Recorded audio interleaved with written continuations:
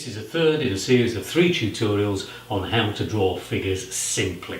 In this video I'm going to show you a very simple way to put clothes on a figure and make it look three-dimensional by drawing folds. If we take this figure first of all, I'm just going to go over this.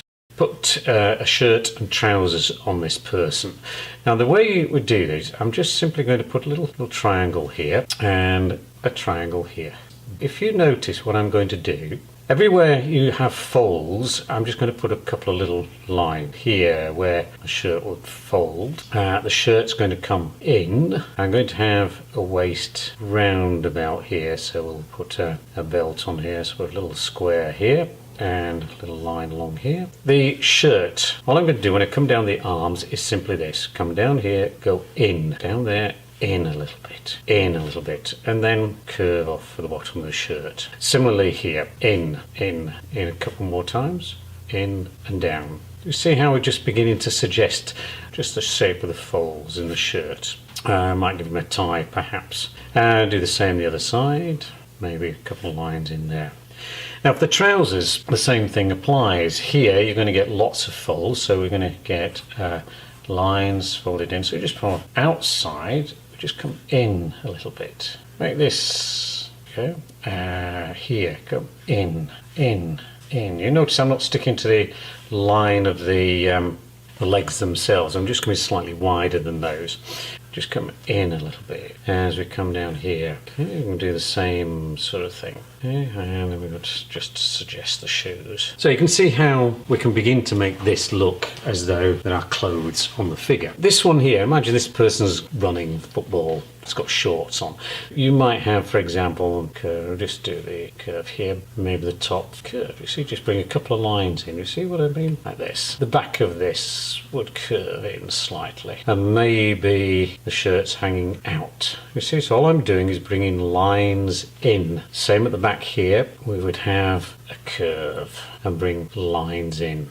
A simple shape for the arms, just so we could suggest those. As far as the shorts are concerned, again, you're going to get lots of creases here, but as the shorts come around here, you see they're going to curve in. They're curving along the top, curve down, so you get these lines coming in. Leg will turn around here, as you can see, come down here for the knee. Again, the socks, and just the socks more or less follow the boot. Similarly down here as well, we get lines coming in, curve comes across. Again, you might get lines coming in this side. Again, the knee comes down slightly, begins to curve, but then get the sock in again, come down to the boot.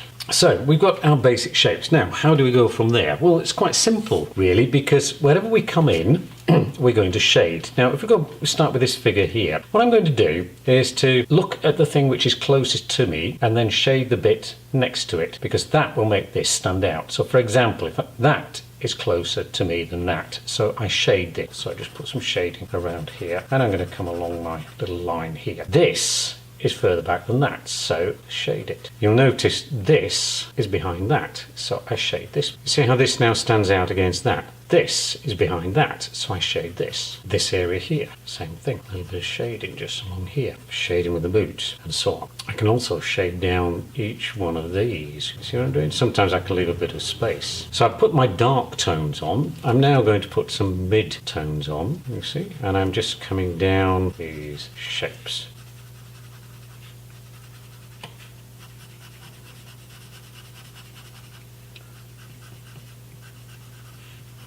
And you can see how I can begin to make this look three-dimensional by simply easy and simple ideas of shading the shapes. We'll do a similar sort of thing here. It looks a very straight looking individual, this one, but still.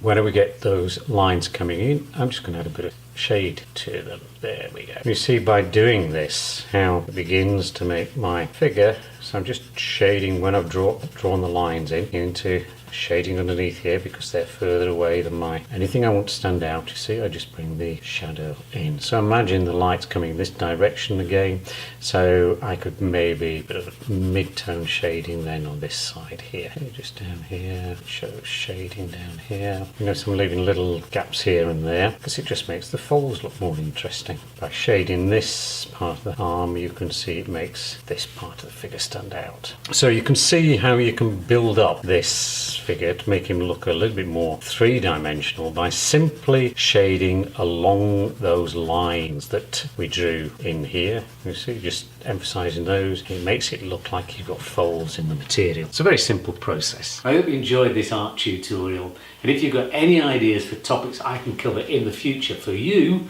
please get in touch. Also, if you want to see the very latest Paul Priestley art tutorials, don't forget to subscribe to this channel. Cheers!